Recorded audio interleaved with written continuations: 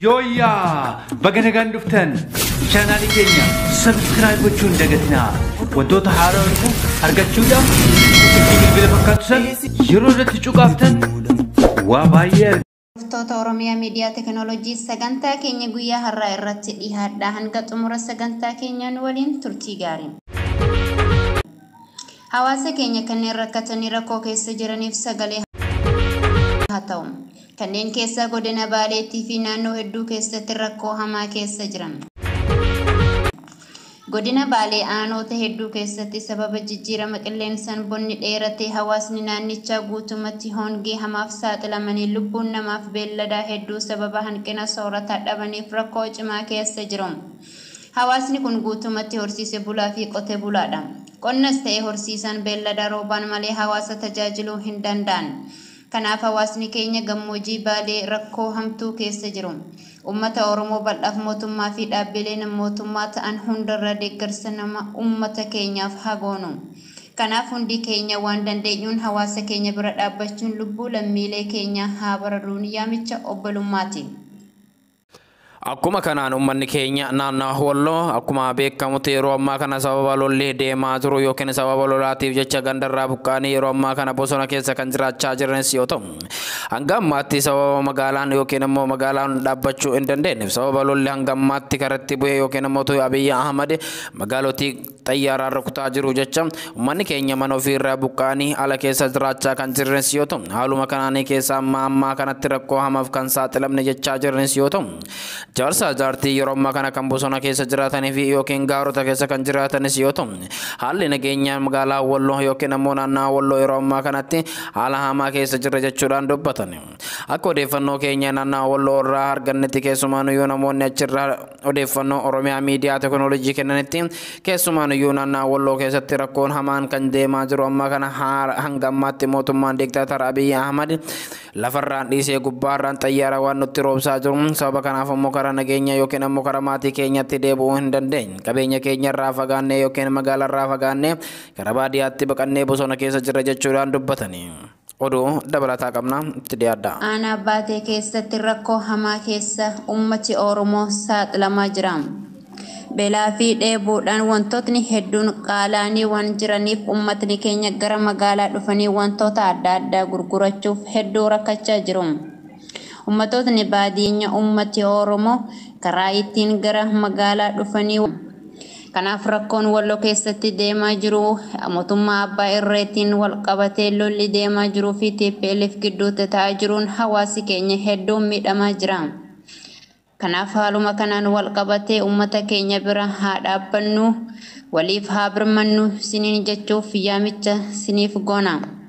Waraanni tibba kana karaa Wallootiin deemaa jiru yeroo ammaa kana Shawaa Roobii fi akkuma kanaan dabarate hanni irratti kan lolaa jiranis yoo ta'u halkan edaa akkuma dhagaa jirruu fi akkuma argaa jirtan kanatti lolli TPLF fi diktaatar Abiyyi jidduutti ta'amaa jiru keessatti darba Siinaa irraa guyyaa kaleessa guutuutti akka dhuunfatante halkan edaa bilisaa akka baatetu dhagamaatee jira.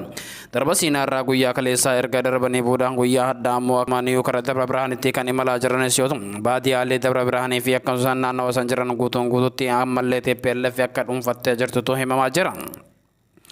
Muddamsi Abiyyi Ahmad yeroo ammaa kana biyyattii keessatti taasisaa jiruu fi yookiin ammoo muddama guddaa yeroo ammaa kana goosaa jiru keessumaan jiraattonni magaalaa Finfinnee keessa jiraanne ammaa kana rakkoo hamaa keessa jirra kan jechaates jiranis yoo ta'u namni dhuunfaa magaalattii Finfinnee keessa dhufillee yeroo ammaa kana qabamee mana hidhaatti akka darbamaa jirutu dhagamaa jira. Haaluma kanaan magaalaa Finfinnee keessatti haalli deemamaa jiru baay'ee ulfaataa ta'uu isaas yoo himani. Dhagaa jirtanii fi argaa jirtan kanaatti magaalaa Finfinnee keessatti yeroo ammaa kana rakkoon hamaan akka deemaa jirutu himamaa jira. Jiraattonni keessaan ilmaan Oromoo godinaalee garaagaraa irraa magaalaa Finfinnee keessa jiraatanii fi akkuma kanaan hojjechuuf jecha magaalaa Finfinneetti galan yeroo ammaa kana waraqaa eenyummaa magaalaa Finfinnee waan hin qabneef jecha yeroo ammaa kana guuramanii mana hidhaatti akka guuramaa jirantu dhagamaa jira. Hanga ammaatti namoonni mana hidhaatti guuraman keessa nama 5,730 ol kan ta'anis yoo ta'u keessumaaniyyuu magaalattii keessatti iddoolee garaagaraa irratti kan qabanii fi akkuma kanaan hawaasni keenya kan baadiyyaa irraa gara magaalaa Finfinneetti sababa Wantoota garaagaraatiin magaalaa Finfinnee dhufan yeroo ammaa kana mana hidhaatti guuramaa jiraachuu isaaniitu himama. Namoonni hedduun mana algaa irraa guuramanii mana hidhaatti kan guuramaa jiranis yoo ta'u mana algaa kamiyyuu taanaan waajjira poolisii yookiin immoo osoo hin beeksisne waraqaa poolisii osoo hin qabaatiniin boodatti algaa hin bulle kan jedhaatis jiranis yoo ta'u. Magaalaa Finfinnee keessatti yeroo ammaa kana haalli jireenyaa hedduu hammaata jechuun uummanni Oromoo hedduun keessumaa balaaleffachaa jiraachuu isaaniitu dhagahamaa jira. Keessumaan iyyuu ilmaan Oromoo yeroo ammaa kana magaalaa Finfinnee keessa jiran waraqaa eenyummaa magaalaa Finfinnee waan hin qabneef jecha yeroo ammaa kana rakkoo hamaaf saaxilamaa jiraachuu isaanii kan dubbatanis yoo ta'u. Keessumaan iyyuu akka nama tokkootti magaalaa Finfinnee keessa kan jiraataniif yookiin akka dafqaan bulaatti namni tokko kan hojjetee magaalaa Finfinnee keessa bulus yoo ta'u haa ta'u yeroo ammaa kanatti ammoo akka algaa fi yookiin manni sitti hin kireeffamne jechuun labsiin mootummaan ammaa kana keessumaan iyyuu bulchiinsi magaalaa Finfinnee baasee wal qabsiisanii haaluma kanaan uummanni keenya magaalaa Finfinnee keessatti yeroo ammaa kana rakkoo hamaaf saaxilamaa jiraachuu isaanii kan himanis yoo ta'u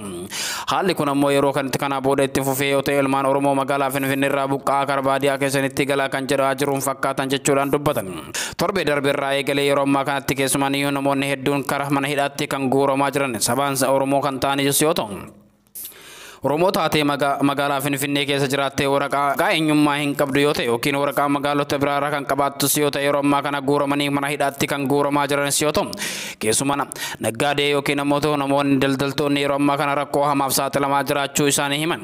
Haa ta'u yeroo ammaa kana magaalaa Finfinnee keessatti rakkoo ilmaan Oromoo irra gahaa jiruun ilmaan Oromoo hedduun magaalaa Finfinnee baqatanii kan lakkisaa jiranis yoo ta'u keessumaan iyyuu Burraayyuu laga Xaafoo fi akkuma kana laga Daadhii akkuma kanaan Sulultaa keessattis yeroo ammaa kana wantoonni akkanaa yookiin naannoo Finfinnee irrattis keessumaan iyyuu wantoonni akkanaa kan mul'achaa jirus yoo ta'u jiraattonni magaalotii Finfinnee keessa jiranii fi akkuma naannoo magaalaa Finfinnee keessa jiran yeroo ammaa kana rakkoo hamaaf saaxilamaa kan jiranis yoo ta'u uummanni Oromoo idil addunyaa jiranii fi uummanni keenya kan biyya keessa jiran yeroo ammaa kun kan teenyee wallaalluu miti fincillee mootummaa diktaatar Abiy Ahmad kana kan lubbuu qabne ofirraa buusuu qabnu jechuudhaan dhaamani.